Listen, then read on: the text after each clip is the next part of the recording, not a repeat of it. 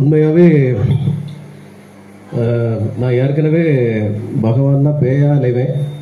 இப்போ அது காலில் சலங்கு கட்டி விட்ட மாதிரி இருக்கு. இப்போ அவர் பேசுறதை கேட்டோம். நான் எவ்வளவுதான் உங்ககிட்ட வாரம் பகவானை பத்தி நிறைய பேசினாலும் இந்த மாதிரி புண்ணிய ஆத்மாக்கள் வந்து பேசுறச்சே உங்களுக்கு அது இன்னும் கொஞ்சம் ஆழமா மனசுல பதியும் நான் நம்புறேன். ஏன்னா பகவானுடைய அனுகிரகம் நான் எவ்வளவு அதை பத்தி பெருசா சொன்னாலும் அதை அனுபவிச்சவங்க சொல்றப்போ அதோடைய வலிமை அதிகம். ஏன்னா அந்த way of presentation, way of எக்ஸ்பிரஷன்ங்கிறது that is very important for us இந்த சிச்சுவேஷன்ல.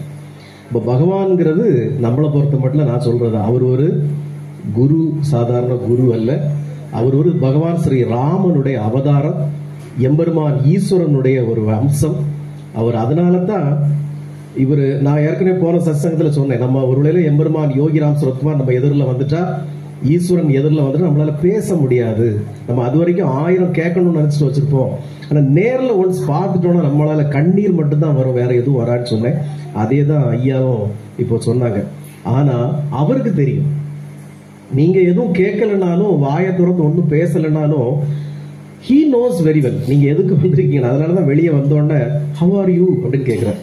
பொதுவா சாமி எப்பவுமே எல்லாருக்கிட்டையும் வாட் இஸ் யுவர் நேம், நீங்க எங்க இருந்து வந்திருக்கீங்க, யார் சொல்லி வந்திருக்கீங்கன்னு தான் கேட்பாங்க. நான் அவர்கிட்ட எதுவுமே கேட்காம வெளியே வந்ததுக்கு அப்புறம் how are you கேட்கிறாரு. அப்ப அந்த 3 வருஷ வலி, 3 வருஷமா அடைஞ்ச அவமானம், கஷ்டம், அதை பகவான் உணர்ந்துட்டார். உணர்ந்து கேட்டு அதை பாருங்க, 3வது நாள் இந்த பச்சை கலர் டவலை வச்சு தடவி கொடுத்து, இன்னை வரைக்கும் அந்த நோய் இல்லை, நோயினுடைய கொடுமை இல்லை. இதை இவ்வளவு நாள் நான் சொல்லிக்கிட்டு இருக்கிறப்ப உங்களுக்கு பெருசா தெரியுமோ தெரியாதோ, ஆனா இன்னைக்கு அனுபவப்பட்ட ஒருத்தர், பகவானை நேர்ல அனுபவிச்ச ஒருத்தர் சொல்றது இது சத்தியமா. நான் அன்னைக்கு பாதம் வந்த அன்னைக்கு நான் சொன்ன கதை மாதிரி தான். எனக்கு 4:30 மணி வரைக்கும் இந்த சம்பவம் எனக்கு தெரியாது. அவரு எங்க மாமா வந்தாரு, வந்து சாமி நேற்று அங்கெல்லாம் போனோம், இப்படிலாம் நடந்தது, பாலகிருஷ்ணன் வந்திருந்தாரு, எங்க மச்சான் அத்தா வந்திருந்தாரு, எல்லாம் நாங்கெல்லாம் இப்படி இருந்தோம், பேசணும். இங்க வந்து கூட மகாதேவன் ஐயா அவர் வந்திருந்தாரு. இப்படி இந்த கதைகளை தான் பேசிட்டே இருந்தோம். அப்ப நாங்க பேசுறதுல இவரை கூப்பிடணும், ஜனவரி 22ஆம் தேதி கூப்பிடணும், இப்படி எல்லாம் நாங்க பேசிட்டே இருக்கிறோம். ஆனா இவர் திடீர்னு தெய்வம் மாதிரி வருவாருன்னு நான் எதிர்பார்க்கவே இல்லை. அவர் அண்ணாச்சி கேட்டு வெளியே பார்த்துட்டே நிக்கிறாரு. அப்போ நான் நினைக்கிறேன் இவர் ஏதோ அவருக்கு தெரியவங்க இருக்கிறது, சரி உள்ள வர்றதுதான் பார்த்துட்டு இருக்காரு நினைக்கிறேன். ஆனா உள்ள வந்தது இவர் வர்றாரு, அவரு முதல்ல வரல, இவர் வர்றாரு. எனக்கு பயங்கர ஆச்சரியம். நான் ஒரு வாரத்துக்கு முன்னாடி தான் நான் ஐயா அவங்க பார்த்தேன், அந்த ராஜகோபால் அட்வொகேட்டோட அந்த இதுல நான் பார்த்தேன். எனக்கு உண்மையில அவங்கள எனக்கு தெரியாது. நான் பின்னாடி உட்கார்ந்துருக்கேன், அவர் என் முன்னாடி உட்கார்ந்துருக்காரு. அவராவே திரும்பி என்கிட்ட, நீங்க சிவகுமார் தானே, இந்த யோகி ராம் சுரத்குமார் நாம பிரச்சார குடியில் வச்சிருக்கீங்களான்னு கேட்டேன். எனக்கு பயங்கர ஆச்சரியம். எப்படி தெரியும்னு கேட்கறது கூட எனக்கு வாய்ப்பு இல்லை. ஏன்னா அவர் மிஸ்டர் முருகதாஸ் வந்து மேடையில ஏறி பேச ஆரம்பிச்சிட்டாரு. அந்த நேரத்தில் ஸ்டார்ட் பண்ற அந்த ப்ராசஸ்ல இருந்தார். அப்ப எனக்கு அங்க உள்ள என்ன பழக்க வழக்கம் நமக்கு ஒன்றும் தெரியாது, பேசல நான். ஆனா இன்னைக்கு பாத்தீங்கன்னா இவ்வளவு பேருக்கு மத்தியில பகவான் யோகி ராம் சுரத்குமாரே ஐயாவை வர வச்சு அவரை பத்தின இந்த எக்ஸ்பீரியன்ஸ் உங்ககிட்ட ஷேர் பண்ணது, இதுவும் அவருடைய ஒரு திருவிழாடம் தான். போன வாரம் எப்படி அந்த அம்மா வெளியூர்ல இருந்து வந்த அம்மா, நான் திருவண்ணாமலையில தான் போய் பாத பூஜை பண்ணுவேன், இங்க பண்ண மாட்டேன், அதே போல இங்க வந்து அந்த திருவாசக முற்றுதல் இங்க பண்ண மாட்டேன்னு சொன்னவங்களை எப்படி பகவான் இந்த பாதத்தை சுமக்க வச்சு இங்க வர வச்சு அவங்கள திருவாசக முற்றுதல் பண்ண வச்சு இந்த திருப்பாதங்களுக்கு அபிஷேகம் பண்ண வச்சாரோ, அதே போல இன்னைக்கும் சர்ப்ரைஸா ஐ டிட் நாட் எக்ஸ்பெக்ட், நான் இதை எதிர்பார்க்கவே இல்லை. ஐயா வந்து இவ்வளவு தூரம் அவருடைய அனுபவங்களை ஷேர் பண்ணது பிரமிப்பா இருக்கு, பேர் அதிர்ச்சியா இருக்கு. அது நமக்கெல்லாம் we are so blessed இந்த மாதிரி அனுபவங்களை கேட்கறது. ஆனா இது பொன்னெழுத்துக்களால் பொறிக்கப்பட வேண்டிய ஒரு பதிவு, அனுபவ பதிவு. ஆனா ஐயா வந்து அவருடைய பர்சனல் கதைங்கிறதுனால இது தயவு செய்து ரெக்கார்ட் பண்ணாதீங்கன்னு சொல்லிட்டாங்க. அதனால நம்ம ரெக்கார்ட் பண்ணல. ஆனா இது வருங்காலத்திலும் காலாகாலத்திலும் இது பின்னாடி வரக்கூடிய சந்ததிகளும் அறிந்து தெரிந்திருக்க வேண்டிய ஒரு கதை. இது அவ்வளவு அற்புதமான ஒரு அற்புதம் பகவான் நிகழ்த்தியது. ஐயா வந்து கலந்து கொண்டதுக்கு மிகுந்த சந்தோஷம். அவர்களை நாம ஒரு சிறிய ஒரு ஹானர் பண்ணாதான் அது நல்லா இருக்கும். மாமா ஆமா கண்டிப்பா ஐயா போட்டோ எடுக்கலாம்ல.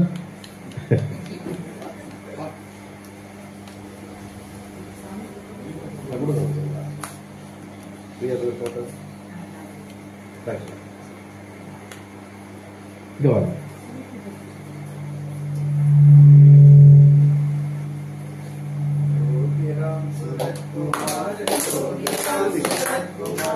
யோகி ராம்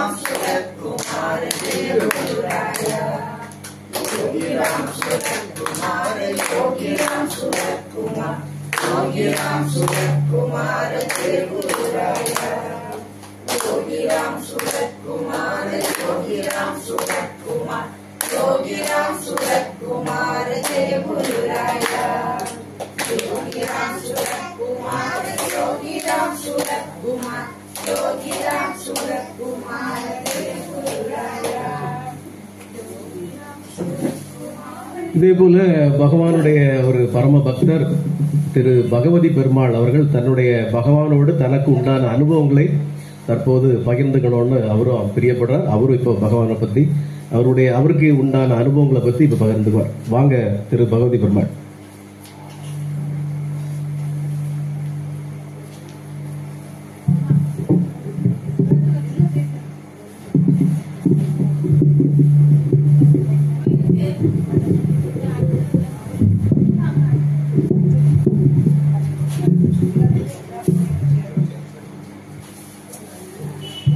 மாசில் வீணையும் மாலை மதியமும் வீசு தெந்தலும் வேங்கிணர் வேணிலும் மூசு வண்டரை பொய்கையில் போன்றதே ஈசன் எந்தன் இணையடி நிழலே. காதலாகி கசிந்து கண்ணீர் மல்கி போதுவார் தம்மை நன்னறிக்கு உயிப்பது வேதம் நான்கிலும் மெய்ப்பொருளாவது நாதன் நாமம் நமச்சிவாயவே. அருணாச்சல சிவ அருணாச்சல சிவ அருணாச்சலா யோகிராம் சுரத்குமார் ஜெயகுரு ராஜா சிவகுமார சித்தி விநாயகா போற்றி. பொதுவாகவே இந்த மனிதனுடைய மனநிலை எப்பவுமே ஒன்றை விட்டு ஒன்று தாவிக்கிட்டே இருக்கும். இதுலையுமே நிலையா இருக்காது. ஐயா சொன்னது மாதிரி சாமிக்கு என்ன தெரியாது, பார்த்த உடனே என்ன தெரிஞ்சுக்கிட்டாங்கன்னு சொன்னாங்க. அதே மாதிரி எல்லாருக்கும் சாமியை பிடிக்குமோ பிடிக்காதோ தெரியாது. ஆனா பகவானுக்கு நம்மளை எல்லாம் பிடிக்கும். நம்ம கரெக்டா அங்க நிக்கணும். அன்னைக்கு இங்க இந்த பாத பூஜை நடந்தது. பாத பூஜை நடக்கிறதுக்கு முன்னாடி இந்த கோவிலுக்கு நாங்க வரும்போதெல்லாம் சாமி கூட நிறைய கச்சேரிகள் பாடுறது, இங்க இருந்து பாடுவோம், டிஃபன்லாம் சாப்பிடுவோம். அப்படி போயிட்டு அந்த இடம் இன்னைக்கு ஒரு புனிதமான இடமாக மாறி இருக்கின்றது என்றால் அது எப்படி சொல்லுவான்னு எனக்கே தெரியல. நானும் எல்லாரும் மாதிரிதான் ஒவ்வொரு கோயிலுக்கா போவேன், வேண்டுவேன். வேண்டும் போதெல்லாம் என்ன வேண்டும் தெரியுமா? சாமி நல்ல ஒரு பங்களா வீடு அழகா வேணும். நம்ம ஒரு சின்ன வீட்டில் இருக்கோம், அற்புதமான ஒரு வீடு வேணும். அப்புறம் அந்த பாட்டு கச்சேரிக்கெல்லாம் போவேன். அப்போ சில நேரங்களில் மழை பெய்யும், பைக்கில் போயிட்டு இருக்குமே, ஒரு கார் இருந்தால் கொள்ளலாம் அப்படின்னு தான் நினச்சிட்டே வருவேன். இங்கே வரும்போதும் அதை தான் நினச்சேன். உண்மையாக அதான் நினச்சேன். சாமி எப்படியாவது ஒரு பங்களா வீடு வேணும், ஒரு கார் வேணும் அப்படிலாம் இதுக்கு நினச்ச என்ன போக போக போக போக போக என்ன அப்படியே மாற்றி, இறைவா எனக்கு ஒன்று வேண்டாம், அடுத்த பிறப்புன்னு ஒன்றே எனக்கு இருக்கக்கூடாது. புல்லாகி போடாகி பொழுவாகி பறவாகி பல்மிருகமாகி வல்ல அசுரராகி முன்னாடி எனக்கு இருக்கக்கூடாது. என் மனைவிக்கு இனி அடுத்த பிறவியே ஒன்று வேண்டாம், இந்த பிறவி போதும் சொல்லி சாமி கிட்ட சரணாகதி அடைஞ்சி சாமிகிட்ட சொல்லுவேன். சாமிகிட்ட ஒரு 80% கிட்ட போயிட்டேன்னு நினைக்கிறேன். அடிக்கடி எனக்கு கனவுல வரும், தன்னால கண்ணீர் வரும். சில பாடல்கள் எழுதும்போது என்ன அறியாமல் அழுவேன்.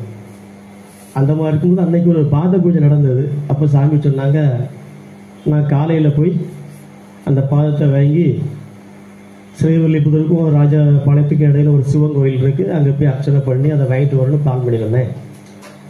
அப்போ ஒரு வாரம் மட்டும் கொஞ்சம் முழிப்பு காரியங்களாக இருந்தாங்கன்னா தூங்கிடுவோமோ அப்படின்னு ஒரு சின்ன இதில் இருந்து ஒரு விடிய காலையில் அங்கே ஃபோன் பண்ணேன். சுப்ரா அவங்களுக்கு ஃபோன் போட்டு அந்த நிர்மலா அம்மாட்ட சொன்ன உடனே அவங்க இல்லை வேண்டாம் நாங்களே கொண்டு வரோம் அப்படின்னு சொல்லி அந்த பாத பூஜையை கொண்டு வந்து அவங்க நேரடியாக அங்கே வந்திருந்தாங்க. அன்னைக்கு நடந்த ஒரு மாற்றம் என்னன்னு கேட்டா, உண்மையிலேயே சிவகுமார சுவாமிகள் போய் அந்த பாதத்தை கொண்டு வந்திருந்தா ஒரு மாற்றமான நிகழ்வு நடந்திருக்காது. அவங்க சொன்ன மாதிரி முற்றோதெல்லாம் பாட மாட்டோம், சிவபுராணம் பாட மாட்டோம்னு சொன்னாங்க. அது நம்மளுடைய மன்றாட்டை எல்லாம் பகவான் வந்து ஈஸ்வரன் சொல்லி, சிவபெருமான் வந்து நீங்க யார் வராண்டா, அந்த பாதத்தை நானே கொண்டு தாரேன்னு பரிபூரணமா சொல்லி, அங்கிருந்து அந்த பாதம் இங்க வந்து இந்த பாதத்துக்கு பூஜை பண்ணும்போது 18 வகையான அலங்கார பொருட்களால் அபிஷேகம் பண்ணும்போது சாமி சொன்ன மாதிரி யாரும் சொல்லி வைக்கல, யாரும் எதிர்பார்க்கவும் இல்லை. இந்த அபிஷேகம் நடக்கும்போது அவங்க தன்னறியாமலே நாங்கள் சிவமுற்றுதல் பாடுறோம்னு சொல்லி சிவபுராணம் பாட, சிவமுற்றுதல் பாட பாட அங்கே அபிஷேகம். நான் சாமிக்கு சிலரோட அந்த கண்களெல்லாம் அப்படியே பார்த்துட்டே இருந்தேன். என்ன அறியாமலே அப்படி உணர்ந்து ஒரு மாதிரி புல்லரிச்சு போயிட்டு. எனக்கு சாயங்காலம் கச்சேரிக்கு வர போகணும். கொஞ்ச நேரம் இருந்துட்டு, இது ஒரு அற்புதமான குரு நிறைந்த இடம். இந்த இடத்தை சிவபெருமான் இங்க வந்து திருவருளும் குருவருளும் நிறைந்த இடமாக மாற்றிட்டார். அதுதான் உண்மை. அதனால பகவானை பற்றி பிடிங்க, பற்றி பிடிங்க, பற்றி பிடிங்க. நான் சாமி கிட்ட எவ்வளவு தூரம் இருந்திருக்கேன், அவர் என்ன எவ்வளவு தூரம் ஆட்கொண்டிருக்காங்கிறது நான் சொன்னாலாம் புரியாது. அது தன்னறியாமலே உணரணும். முந்தி ஒரு இடத்துக்கு சொன்ன மாதிரி தான், நான் பாயசம் குடிச்சேன்னு சொன்னால் நல்லா இருந்துன்னு சொல்லுவேன். அந்த இனிப்பு எனக்கு மட்டும்தான் தெரியும். அந்த இனிப்பை நீங்களும் உணரணும். அதே மாதிரி சுவாமியை தெரியும், நான் சார் சாருன்னு தான் கூப்பிடுவேன். இப்படி ஒரு ஞானி ரூபத்தில் சாமி மாதிரி இந்த அளவுக்கு இருப்பாங்கன்னு நான் நினைக்கவே இல்லை. சாமிகிட்ட நான் சொல்லுவேன், சாமி நான் எங்கே இருந்தாலும் சரிதான், ராமனுக்கு ஒரு அணில் மாதிரி, விநாயகருக்கு ஒரு மூஞ்சலி மாதிரி, உங்களுக்கு ஒரு காலபைரவர் நாய் மாதிரி நான் எப்பவும் இங்கே இருந்துகிட்டு இருப்பேன், உங்களே நினச்சிட்டு இருப்பேன் இருக்கேன். உண்மையில நான் மனப்பூர்வமாக சொல்கிறேன். சாமிகிட்ட 1990 நினைக்கிறேன் சாமிகிட்ட பார்த்து ஒரு ஆப்பிள் பழம்லாம் வாங்கி சாப்பிட்டு வந்திருந்தேன். அது சும்மா நான் சின்ன பையன், அப்போ ஸ்கூலில் படிக்கிற டைமில் வாங்கிட்டு வந்த ஆப்பிள், அந்த மகிமை எனக்கு தெரியல. ஆனால் அந்த மகிமை எனக்கு இப்போ தான் வந்திருக்கு. எல்லா பசங்களையும் போல என்கிட்ட சில வேண்டாத வேலைகள்லாம் உள்ள கச்சேரிக்கெல்லாம் போயிருக்கேன். நல்ல நீராகாரம்லாம் சாப்பிடுவேன். உங்களுக்கு புரிஞ்சிருக்கும் நீராகாரம்னாலே. அதுலெல்லாம் இருந்து நான் திடீர்னு எப்படி மாறணும்னு எனக்கு தெரியாது. மாறி இப்போ பகவானே ஹெதின்னு தான் இருக்கேன்.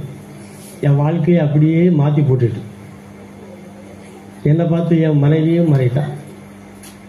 எனக்கு 2 பையன் இருக்கான். நீங்கள் சொன்ன எனக்கு அதான் ஞாபகம் வந்து, என் சின்ன பையனுக்கும் உடம்புல ஒரு சின்ன தோல் வியாதி இருக்குது. போன வாரம் அபிஷேகம் பண்ண நீரை வந்து நான் வாங்கிட்டு போனேன்.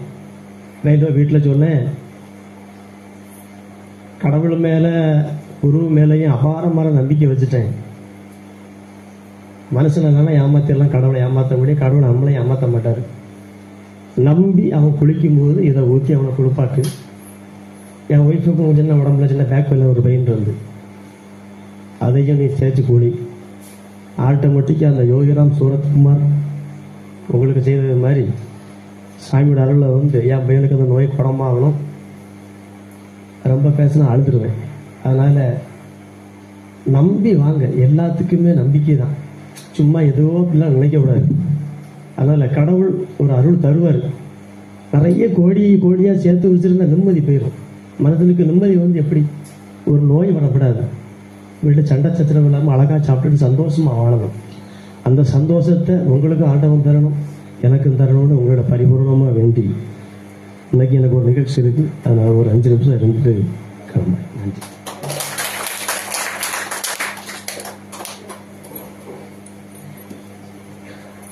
வாங்க வாங்க ப்ளீஸ் கம்.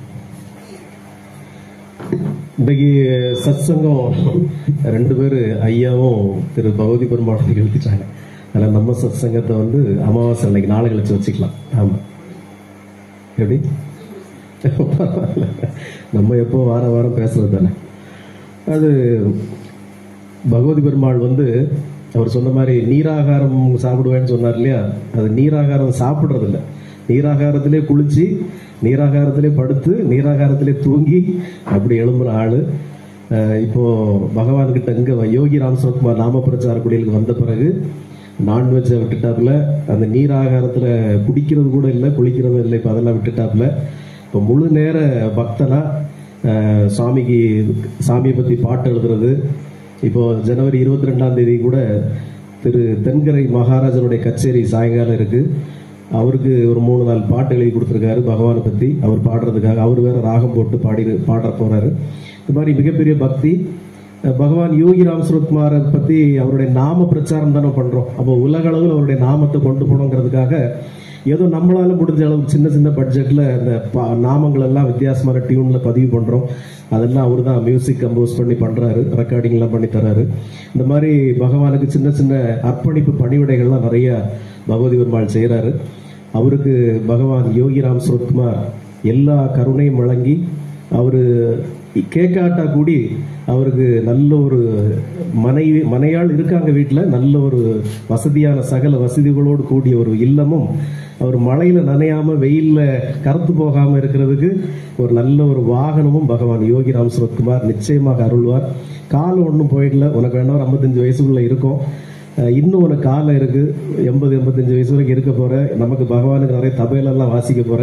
அதனால அதுக்குள்ள உனக்கு எல்லா அருளும் பகவான் நிச்சயமாக தருவார். அதை பத்தி கவலையப்படாத.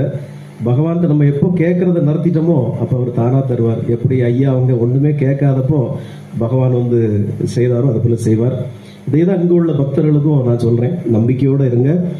பகவானை பொறுத்த மட்டும் அந்த நாமம் தான். 2 நாளைக்கு முன்னாடி ஒரு வீடியோ ஒன்று அனுப்பியிருப்பேன். நீங்க நாமம் சொல்றச்ச பகவான் எவ்வளவு சந்தோஷத்தோட அந்த கையை அப்படி மூவ் பண்ணி அவர் எவ்வளவு மகிழ்ச்சியா இருப்பார் அப்படிங்கிறது. அதனாலதான் அங்க நம்ம நாமத்துக்கு இம்பார்ட்டன்ஸ் கொடுக்கணும். நான் எப்பவுமே சத்சங்கத்துல சொல்ற மாதிரி பகவான் ஒரு வேளையில நம்மளை காப்பாத்த ஒரு கணம் மறந்துட்டா கூட அவருடைய நாமம் நம்மளை ஒரு நாள் விடாது.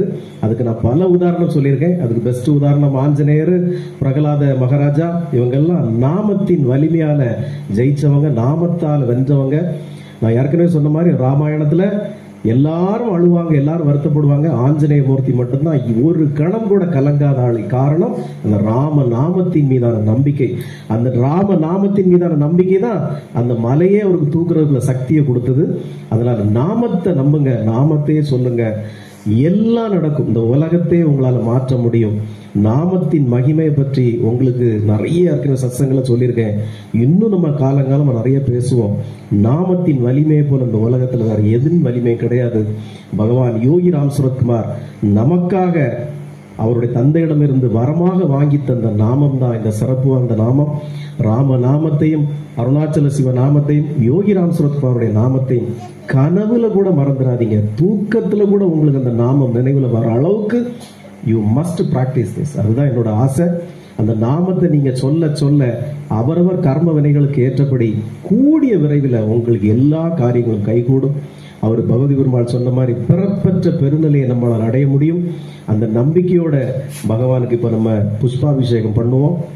ஒரு இந்த இடத்துல நிக்கிறவங்க எங்க நில்லுங்க, அங்க ஒரு விக்கிரகம், பகவானுடைய திருவிக்கிரகம் வைக்கப்படும். அங்க பண்றவங்க அங்க பண்ணுங்க. பகவான் யோகி ராம் சுரத்குமார் மிகப்பெரிய கருணையாளர். தொடங்கி நமக்கு ஒரு 11 மாசம் தான் ஆகுது. இன்னைக்கே பாத்தீங்கன்னா ஒரு 25-30 பேர் நம்ம குழுமி இருக்கிறோம். இது சத்தியமா உங்களுக்கே தெரியும், நம்ம ஒரு பெரிய விளம்பரப்படுத்துற ஆளே கிடையாது. ஒன்னும் இல்லாம மக்களா வந்து இன்னைக்கு இவ்வளவு தூரம் குழுமி இருக்கிறதுக்கு எம்பெருமான் யோகி ராம் சுரத்குமாருடைய கருணையே கருணை. நான் ஏற்கனவே சொன்ன மாதிரி அவர் இந்த சரக்கல் விலையில வந்து நாம அவரை குடி வைக்கல, நாம யாரும் பிளான் பண்ணி அவரை கொண்டு வைக்கல. அவரா வந்து அமர்ந்திருக்கிறாருன்னா ஏதோ இந்த சிவகுமாருக்காக மட்டும் அவர் வந்து அமர்ந்திருக்கல. இந்த சரௌண்டிங் ஃபுல்லா அவருடைய கருணையை அள்ளி இறைப்பார். எல்லா ஜனங்களுக்கும் கருணையை வாரி வழங்குவார். இன்னும் வரும் காலங்கள்லயும் இந்த இடம் பத்தாது. அதான் இப்போ ஒவ்வொரு கோயில்களும் கட்டுறப்போ அவங்க அப்படித்தான் சொன்னாங்க என்கிட்ட, சாமி முதல்ல நாங்க வீட்டுக்குள்ளதான் பண்ண ஆரம்பிச்சோம், குடும்பத்துல பண்ணிட்டு இருப்போம். அப்புறம் பக்கத்து வீட்டுல இருந்து 2 பேர் வருவாங்க, அப்புறம் தெருவுல இருந்து ஒரு 10 பேர் வருவாங்க. அப்புறம் இடம் பத்தாது, எங்கேயாவது ஒரு ரூம் வாடகைக்கு எடுப்போம், அந்த ரூம்ல பண்ணிட்டு இருப்போம். அப்புறம் அந்த ரூமும் பத்தாது, அது நிறைஞ்சு போயிடும். அப்புறம் எங்கேயாவது ஒரு வீடு போய் வாடகைக்கு எடுப்போம், அதுவும் காலப்போக்கில் 30 பேர் 35 பேர் வருவாங்க. இப்படி பெருகி பெருகி தான் கடைசியில் கோயில் கட்டணும் அப்படின்னு சொல்லுவாங்க. நாமளும் ஒரு சிறிய கோயில் கட்டுற ப்ராஜெக்ட்ல தான் இருக்கிறோம். அது பகவானுக்கு நான் எல்லாம் பகவான் பாதத்தில் விட்டுறேன். உங்களுக்கு என்ன தோணுதோ அப்படி செய்யுங்க அப்படின்னு. அது எப்போ நடக்கணுமோ நடக்கட்டும். அது வரைக்கும் இதுல எவ்வளவு பேர் வந்தாலும் நம்ம அகாமடேட் பண்ணி எல்லாரையும் சிறப்போட வரவேற்று நம்ம வந்து பகவானுடைய நாமத்தை சொல்லிக்கிட்டே இருப்போம், எல்லா நன்மைகளும் நடக்கும். இங்க வந்திருக்கக்கூடிய ஒவ்வொரு ஜனங்களுக்கும் ஒவ்வொருத்தருக்கும் எல்லா பிரச்சனைகளும் தீரும். நீங்க என்னென்ன பிரச்சனைகளுக்காக வந்திருக்கீங்களோ, என்னென்ன வேண்டுதல்களோட வந்திருக்கீங்களோ எல்லாம் நிச்சயமாக பகவான் யோகிராம் சுரத்குமார் நிறைவேற்றி தருவார். அதற்கான உங்களுக்கு நம்பிக்கை விதைக்க தான் இந்த மாதிரி புண்ணிய ஆத்மாக்களை பகவான் இங்க வர வச்சு உங்களுக்கு உரையாற்ற வைக்கிறார். நானே சொல்லிட்டு இருக்கிறத விட இந்த மாதிரி புண்ணிய ஆத்மாக்கள் வந்து பேசுறச்ச உங்களுக்கு அது இன்னும் வலிமை சேர்க்கும் மனசுல. இப்ப அடுத்ததாக நம்ம அந்த புஷ்பாபிஷேகம் பண்ணுவோம். 36 போற்றி இன்னைக்கு ஒரு தடவை பண்ணுவோம், 36 போற்றியும் பண்ணுவோம். எல்லாருக்கும் புஷ்பம் கொடுங்க, சின்ன சின்ன தட்டுல கூட கொடுக்கலாம், எல்லாருக்கும் பத்தலைன்னா. இல்ல ஒரு தட்டையே 3 பேர் ஷேர் பண்ணிக்கோங்க. ஐயாவுக்கு மட்டும் ஒரு ஷேர் போட்டதில் கொடுத்துருங்க, ஐயா உட்காந்துருக்கட்டும், பாக்கி எல்லாரும் 2 பண்ணுவோம். ஓகே. யோகிராம் சுரத்குமார், யோகிராம் சுரத்குமார், யோகிராம் சுரத்குமார். ஜெய குருராயா.